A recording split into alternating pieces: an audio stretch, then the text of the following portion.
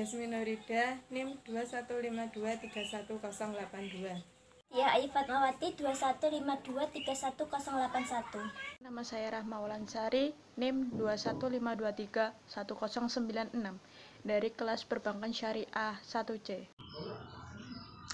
Nama Tias Kartikasari, NIM 215231115. Saya Ardaya Nugraha Pratama, NIM 215231094.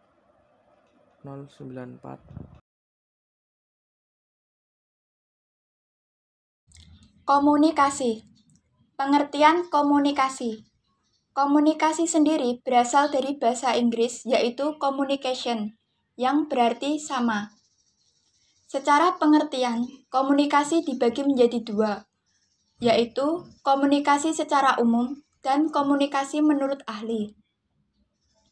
Berikut paparan kedua pengertian komunikasi tersebut. Pengertian komunikasi secara umum. Komunikasi merupakan pertukaran informasi yang dilakukan oleh dua orang atau lebih dengan maksud dan tujuan tertentu. Sedangkan menurut Kamus Besar Bahasa Indonesia atau KBBI, komunikasi merupakan pengiriman dan penerimaan informasi, berita, atau pesan yang dilakukan oleh dua orang atau lebih sehingga maksud atau pesan tersebut dapat dipahami. Pengertian komunikasi menurut para ahli. Carl E. Hovland. Komunikasi merupakan proses yang mungkin dilakukan oleh pembawa informasi dengan tujuan memberikan rangsangan kepada orang lain untuk mengubah perilakunya. Stewart, Eltum, and Sylvia. Komunikasi merupakan perpindahan informasi yang dilakukan oleh dua orang atau lebih. Aristoteles.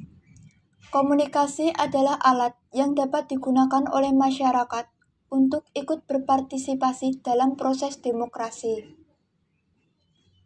Everett M. Roger. Komunikasi adalah penyaluran ide atau maksud dari sumber satu ke sumber yang lain dengan tujuan mengubah tingkah laku penerima ide. Shannon and Weaver. Komunikasi adalah interaksi yang saling mempengaruhi yang dilakukan oleh seseorang kepada orang lain, baik disengaja maupun tidak.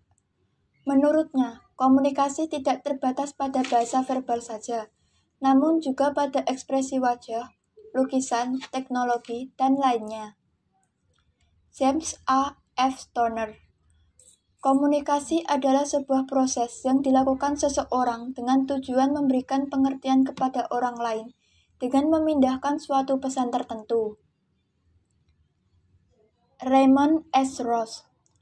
Komunikasi merupakan sebuah proses memilih, menyortir, atau memberi informasi kepada seseorang agar pendengar informasi tersebut memahami makna sesuai dengan yang dimaksudkan pemberi informasi. Jenamar S.H. Komunikasi merupakan seni untuk menyampaikan ide-ide atau informasi tertentu dari seseorang kepada orang lain. Prinsip komunikasi. 1. Komunikasi adalah suatu proses simbolik. 2. Setiap perilaku mempunyai potensi komunikasi. 3. Komunikasi mencakup dimensi isi dan hubungan. 4. Komunikasi itu berlangsung dalam berbagai tingkat kesengajaan. 5. Komunikasi terjadi dalam konteks ruang dan waktu. 6. Komunikasi melibatkan prediksi peserta komunikasi. 7. Komunikasi adalah paket isyarat. 8. Komunikasi itu bersifat sistemik. 9. Semakin mirip latar belakang sosial budaya, semakin efektiflah komunikasi. 10. Komunikasi bersifat non-sekuensial. 11. Komunikasi bersifat prosesual, dinamis, dan transaksional. 12. Komunikasi adalah proses penyesuaian. 13. Komunikasi bersifat irreversibel. 14. Komunikasi melibatkan transaksi simetris dan komplementer. Komunikasi formal. Komunikasi formal merupakan komunikasi verbal yang bersifat resmi dalam lembaga secara struktural sehingga dapat dicapai oleh hierarki perintah atau instruksi.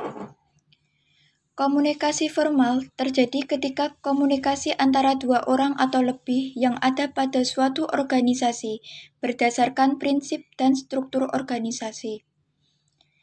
Dalam struktur organisasi garis, fungsional, maupun metrik, akan tampak berbagai macam posisi atau kedudukan masing-masing sesuai dengan batas tanggung jawab dan wewenangnya. Pola komunikasi dapat berbentuk komunikasi dari atas ke bawah, top-down or downward communication. Komunikasi dari bawah ke atas, bottom-up or upward communication. Komunikasi horizontal, horizontal communication. Dan komunikasi diagonal, diagonal communication. Pola komunikasi. Pertama, komunikasi dari atas ke bawah. Komunikasi ini dapat disebut juga komunikasi dari atasan di semua level kepada bawahan. Komunikasi ini umumnya terkait dengan tanggung jawab dan kewenangannya dalam suatu organisasi. Kedua, komunikasi dari bawah ke atas. Komunikasi ini berarti alur pesan yang disampaikan berasal dari bawahan atau anggota menuju ke atasan atau ketua. Ketiga, komunikasi horizontal. Komunikasi horizontal atau sering juga disebut dengan istilah komunikasi lateral adalah komunikasi yang terjadi antara bagian-bagian yang memiliki posisi sejajar dalam suatu organisasi. Tujuan komunikasi horizontal antara lain untuk melakukan persuasi, mempengaruhi, dan memberikan informasi kepada bagian atau departemen yang memiliki kedudukan sejajar. Keempat, komunikasi diagonal. Komunikasi diagonal melibatkan komunikasi antara atasan dua level organisasi yang berbeda. Fungsi komunikasi formal. Pertama, untuk mengkoordinir kegiatan. Kedua, hubungan formal secara langsung. Ketiga, meminimalisir ketidakketentuan operasi pekerjaan. Dan yang terakhir, memberi dukungan yang penuh dan kuat. Kelebihan dan kekurangan komunikasi formal. Kelebihan ada 4. Yang pertama, berwibawa dalam berbicara. Yang kedua, lebih sopan. Ketiga, dapat mudah dipahami. Dan keempat, tidak bertele-tele. Sedangkan untuk kekurangan, ada 3. Yang pertama, tidak bisa santai. Kedua, terpaku dengan bahasa baku. Dan yang terakhir, penyampaiannya terkesan kaku atau monoton. Keterbatasan dalam komunikasi formal. A. Keterbatasan untuk masuk ke dalam proses. B.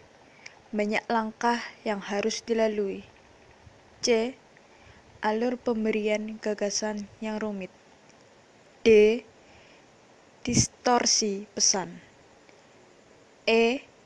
Berlangsung lambat. F.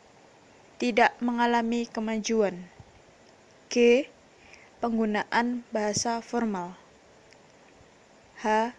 Adanya batasan dalam struktur organisasi. Contoh komunikasi formal. Pertama, komunikasi antara staf dengan atasan atau bawahan di dalam organisasi atau perusahaan. Kedua, komunikasi nonverbal dari organisasi satu dengan organisasi lain. Dan yang terakhir ketiga, komunikasi yang berlangsung pada meeting atau rapat resmi. Bismillahirrahmanirrahim. Assalamualaikum warahmatullahi wabarakatuh. Selamat pagi dan salam sejahtera untuk kita semua.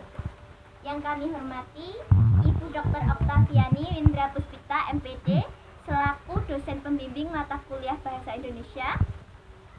Yang kami hormati tamu undangan dan segenap panitia yang berbahagia. Pertama-tama, marilah kita panjatkan puji syukur atas kehadirat Allah yang telah melimpahkan rahmat dan karunia-Nya kepada kita sehingga kita dapat berkumpul pada hari ini. Salawat serta salam senantiasa tercurahkan kepada junjungan kita Nabi Agung Muhammad Sallallahu Alaihi Wasallam yang kita nantikan syafaatnya di yaumul akhir nanti. Hadirin yang berbahagia, Perkenalkan, kami Master of Ceremony, saya Diha Fatmawati dan rekan saya. Yasmin Nurida, untuk memandu acara pada hari ini. Adapun susunan acara dalam kegiatan pada hari ini adalah sebagai berikut. Acara yang pertama, pembukaan. Acara yang kedua, pembacaan ayat suci Al-Quran. Acara yang ketiga, menyanyikan lagu Indonesia Raya. Acara yang keempat, sambutan-sambutan. Acara yang kelima, acara inti. Acara yang pertama adalah pembukaan. Marilah kita awali acara kita pada hari ini dengan bacaan basmalah bersama-sama. Bismillahirrahmanirrahim. Acara selanjutnya adalah pembacaan ayat suci Al-Quran. Acara selanjutnya adalah menyanyikan lagu Indonesia Raya. Hadirin dimohon berdiri. Kepada hadirin dimohon duduk kembali. Acara selanjutnya adalah sambutan. Sambutan pertama akan disampaikan oleh Ketua Panitia. Kepada Ketua Panitia kami persilakan. Terima kasih atas sambutannya. Sambutan selanjutnya akan disampaikan oleh Ibu Dr. Oktaviani Windra Puspita, MPD. Kepada Ibu Dr. Oktaviani Windra Puspita, MPD, dipersilahkan. Terima kasih Ibu Dr. Oktaviani Windra Puspita, MPD. Demikian serangkaian acara pada hari ini. Bagi para tamu undangan yang memiliki agenda lain dipersilakan untuk melanjutkan agendanya. Acara selanjutnya adalah pembacaan doa.